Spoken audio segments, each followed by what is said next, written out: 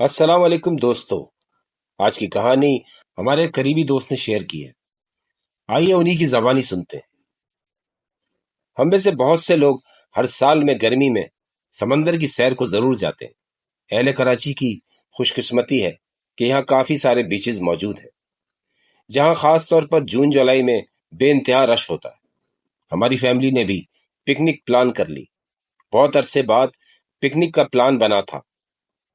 ہم سب بہت ایکسائٹڈ تھے، اس بات سے بے خبر کہ یہ پکنک ہمیں بہت بھاری پڑنے والی ہے۔ میرے لیے تو اور بھی زیادہ ایکسائٹمنٹ تھی۔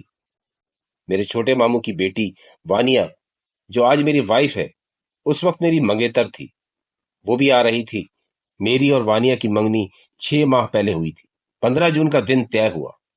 اس دن وانیا کا برتھ ڈے بھی تھا۔ سب لوگ ہمارے گھر رات کو ہی جمع ہو گئے تھے۔ ہم نے رات وانیا کی برتھ ڈے کا کیک بھی کاٹا۔ میں نے اس کو گفٹ کل بیچ پر دینا تھا۔ سب دیر تک جاگتے رہے اور صبح جلدی اٹھ گئے۔ 20 لوگوں کا یہ قافلہ صبح 7 بجے ہاکس بے کے لیے روانہ ہوا۔ پٹھان کے ہوٹل سے ناشتہ کر کے اور راستے سے دیگ اٹھا کر ہم اپنی منزل کی طرف چل دیے۔ 9 بجے ہم ساحل پر پہنچ چکے تھے۔ چاند کی چڑھتی تاریخیں تھیں۔ پانی ابھی سے ہی بفرا ہوا تھا۔ آج موسم صبح سے ہی ابر آلود تھا۔ خوبصورت موسم میں پکنک کا لطف دوبالا ہو جاتا۔ ہم سب کزنز ہی آئے تھے۔ صرف ایک اعظم بھائی تھے جو ہم میں سب سے بڑے تھے، اور گروپ لیڈر بھی وہی تھے۔ سب سے پہلے اعظم بھائی نے ہٹ پر سارا سامان اتروایا۔ ہٹ جو بالکل ساحل سمندر سے نزدیک تھا، ہٹ جو بالکل ہٹ جو ہٹ جو بالکل ساحل سے نزدیک تھا، بہت اچھا تو نہیں تھا تو بہت برا بھی نہیں تھا۔ اندر سے تو بھوتیا گھر لگ رہا تھا۔ یہ دیگر ہٹ سے دور ہونے کی وجہ سے سستا مل گیا تھا۔ یہ اعظم بھائی نے ہی بک کروایا تھا۔ کم پیسوں میں کام کرنا وہ اپنا کارنامہ سمجھتے تھے۔ ہٹ کے ساتھ ہی باہر کی طرف ایک سٹنگ ایریا بنا ہوا تھا۔ اس کا آؤٹ لک اچھا تھا۔ ہم سب جلدی جلدی سامان رکھ کر سمندر کی طرف چل دیے۔ وانیا اور ماجبی کپڑے تبدیل کرنے اندر چلی گئی۔ ماجبی تو آ گئی لیکن وانیا نہیں آئی۔ میں نے مہاجبی سے پوچھا، وانیا کہاں ہے؟ اس نے لاپرواہی سے کہا، وانیا نے مجھے کہا تم چلو، میں آ رہی ہوں۔ ہٹ بالکل سامنے ہی تھا، لیکن پھر بھی مجھے فکر ہو گئی۔ میں بھی اس طرف جانے کا سوچ ہی رہا تھا کہ سامنے سے وانیا آتی دکھائی دی۔ وہ آ کر خاموشی سے ایک طرف کھڑی ہو گئی۔ میں کل سے اس کو گفٹ دینا چاہ رہا تھا۔ یہ مناسب وقت تھا۔ میں نے جیب سے بریسلٹ نکالا۔ یہ چاندی کا بریسلٹ میں نے بہت دل سے اس کے لیے لیا تھا۔ وہ مجھے ایسے دیکھنے لگی جیسے جانتی ہی نہ ہو۔ میں کنفیوز ہو گیا۔ میں نے بغیر کچھ کہے بریسلٹ اس کی طرف بڑھا دیا۔ اس نے وہ میرے ہاتھ سے لے لیا اور بنا کچھ کہے اس کو اپنے ہاتھ میں پہنتی میرے کزن کی طرف چلی گئی۔ جاتے جاتے اس نے مڑ کر مجھے دیکھا اور مسکرائی۔ اس کی مسکراہٹ میں آپ کو بتا نہیں سکتا کیا تھی۔ آپ اس کو ایک مکروہ مسکراہٹ کہہ سکتے ہیں۔ میں جیسے اپنی جگہ جم گیا۔ کیا یہ مجھ سے کوئی مذاق کر رہی ہے؟ ہمارا بچپن کا ساتھ تھا، مذاق اور چھیڑ چھاڑ چلتی ہی رہتی تھی۔ وانیا ایسا کر تو سکتی ہے۔ پانی کی تیز لہر آ کر ٹکرائی تو میرے خیالات منتشر ہو گئے۔ میں اس کی وہ مسکراہٹ بھول گیا اور ہم لگ گئے انجوائے کرنے میں۔ اعظم بھائی ہم پر سخت نظر رکھے ہوئے تھے کہ پانی میں زیادہ اندر نہیں جانا۔ ہم لوگ کنارے پر ہی تھے۔ بفری ہوئی موجیں آتی اور ہمیں اٹھا کر پھینک دیتی۔ ہلکی ہلکی سی فوار شروع ہو گئی۔ ہمارے اطراف میں ایک ملنگ گھوم رہا تھا۔ میری اس پر نظر پڑی۔ سبز جبہ پہنے، گلے میں رنگ برنگی موتیوں کی مالا لٹکائے، سلور کا پیالہ پکڑے، کبھی آگے جاتا کبھی پیچھے جاتا۔ پتہ نہیں کیا بے چینی تھی اس کو۔ ہمارے ساتھ خواتین تھی۔ مجھے یہ بندہ صحیح نہیں لگا، نہ ہی اس کے دیکھنے کا انداز۔ عجیب سی نظریں تھیں اس کی۔ پھر میں نے دیکھا وہ وانیا کو گھورے جا رہا ہے۔ میرے خون نے جوش مارا۔ میں نے جا کر اس کو 2 تھپڑ جڑ دیے۔ یہ میری غلطی تھی۔ میں آج بھی اس غلطی پر شرمندہ ہوں۔ اعظم بھائی اور دوسرے لوگ بھی فوراً آ گئے۔ وہ فقیر غضبناک نظروں سے مجھے گھورتا ہوا ہاتھ ہوا میں لہراتا لوگوں کے رش میں غائب ہو گیا۔ اعظم بھائی مجھ پر ناراض ہونے لگے۔ کیا ضرورت تھی ہاتھ اٹھانے کی؟ وہاں کا کوئی مقامی بندہ بھی آ گیا۔ اس نے کہا، صاحب جی، یہ اللہ لوگ بندہ ہے، آپ نے اچھا نہیں کیا۔ میں نے کوئی جواب نہ دیا۔ اب مجھے اطمینان ہو گیا تھا۔ میں نہیں جانتا تھا کہ یہ اطمینان عارضی ہے۔ ہم لگے ہوئے تھے پانی کے ساتھ کھیلنے میں۔ وانیا بھی میرے کزنز کے ساتھ تھی۔ تھوڑی تھوڑی دیر بعد مڑ کر مجھے دیکھتی۔ اب میں بھی اس چیز کو انجوائے کر رہا تھا۔ جب وہ مجھے دیکھتی میں اس کو تنگ کرنے کے لیے عجیب طریقے سے مسکراتا، جیسے وہ مسکرائی تھی۔ لیکن اب وہ سنجیدہ تھی۔ یہ کھیل پتہ نہیں کتنی دیر اور چلتا رہا۔ اعظم بھائی نے کہا بھی کہ اب ہٹ میں چلتے ہیں، لیکن کوئی سن نہیں رہا تھا۔ 12 بجے تک پانی بہت زور پکڑ چکا تھا۔ اچانک ایک ایسی زوردار لہر آئی، سب لوگ ہی اس میں گر گئے۔ کوئی کہیں گیا اور کوئی کہیں۔ جیسے ہی پانی کا زور ٹوٹا تو مجھے جھٹکا لگا۔ وانیا ان میں کہیں نہیں تھی، وہ میرے سامنے ہی تو تھی۔ میں نے اس کو دیوانہ وار آوازیں لگانا شروع کر دی، اور باقی لوگ بھی وانیا کو پکارتے ادھر ادھر بھاگنے لگے۔ کیا وہ پانی میں بہہ گئی؟ دور بکھرے ہوئے سمندر میں ہمیں وہ کہیں نہیں دکھ رہی تھی۔ چونکہ ہمارا ہٹ دوسرے ہٹ سے فاصلے پر تھا تو یہاں لوگ بھی نہیں تھے۔ تحد نظر بس پانی ہی پانی تھا، چنگھاڑتا، شور مچاتا۔ ہمارے دل بہت تیز دھڑک رہے تھے۔ میرا تو دل بیٹھنے لگا۔ میری آنکھوں کے سامنے اندھیرا آ رہا تھا۔ ایک دم بارش تیز ہو گئی۔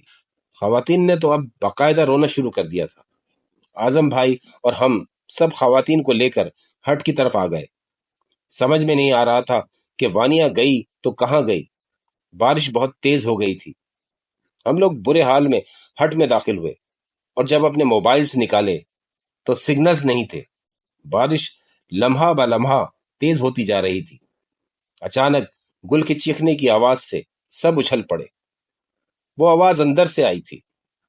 ہم سب بھاگ کر وہاں گئے۔ سانس رک سی گئی۔ اگلے پل ہی شکر کا سانس لیا۔ وانیا کمرے کے بیچوں بیچ بے ہوش پڑی تھی۔ یہ یہاں کیسے آئی؟ کیا ہوا اس کے ساتھ؟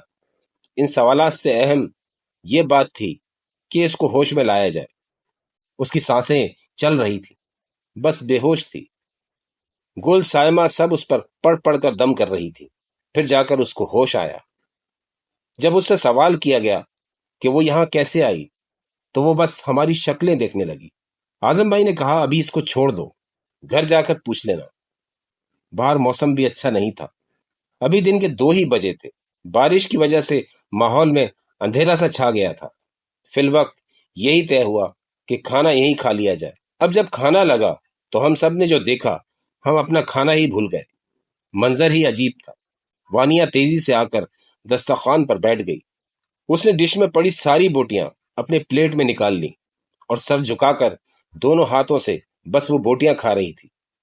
اس کے کھانے کا انداز بہت ہی وحشیانہ تھا۔ ساری لڑکیاں ڈر کر ایک سائیڈ ہو گئیں۔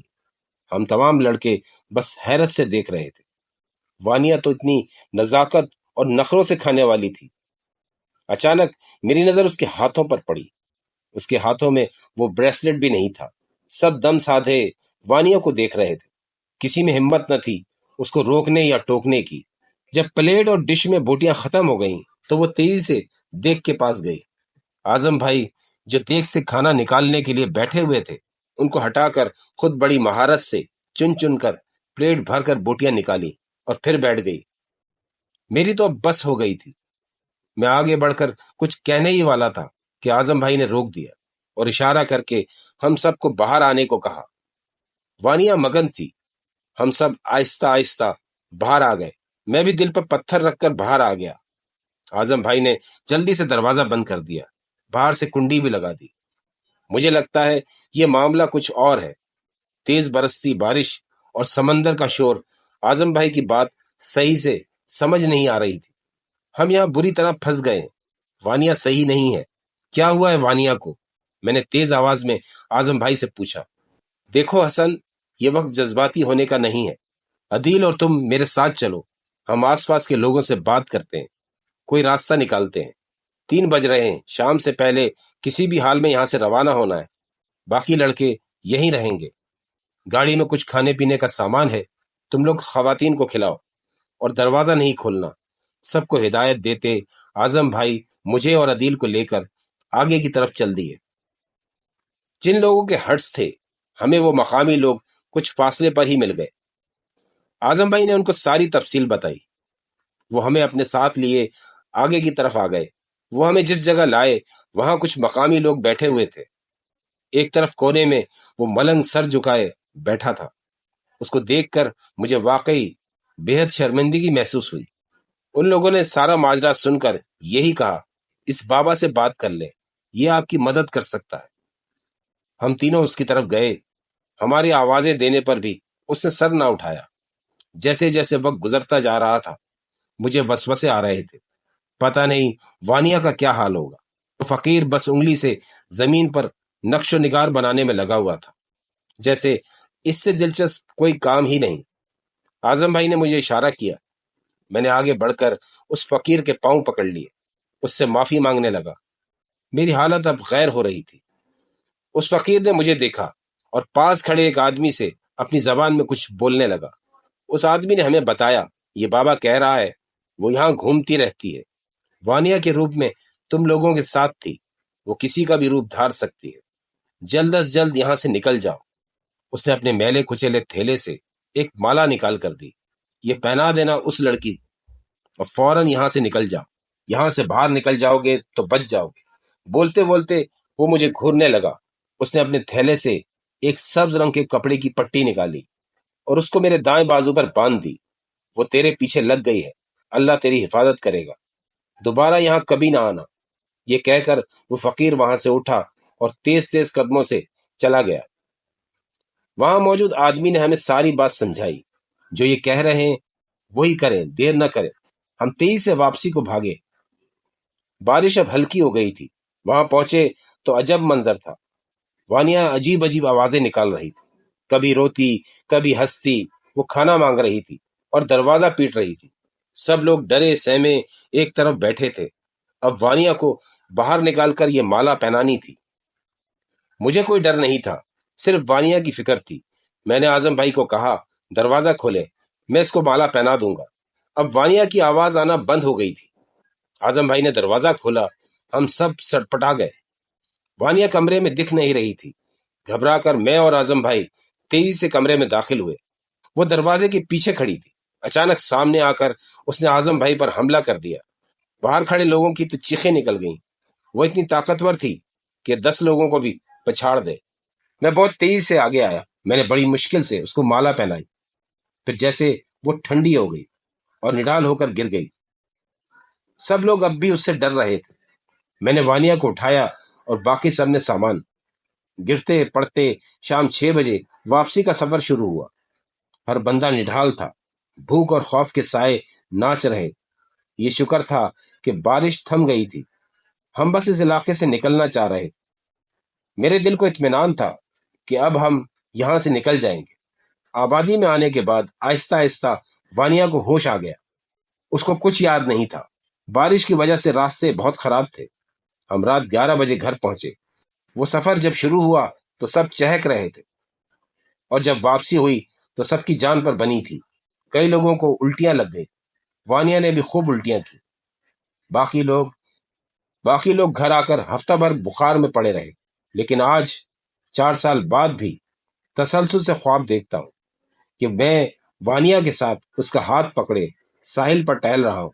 वानिया के हाथ में वही ब्रेसलेट है और वो मुझे बुला रही है। मैंने रूहानी इलाज भी कराया। कुछ अरसे तो सब ठीक हो जाता, लेकिन फिर वो ख्वाब दोबारा आने लगते। वानिया को तो क्या, किसी को भी नहीं पता कि मैंने उसको ब्रेसलेट दिया था। बस ख्वाब ही तो है। लगता है ये ख्वाब ताउमर आता रहेगा।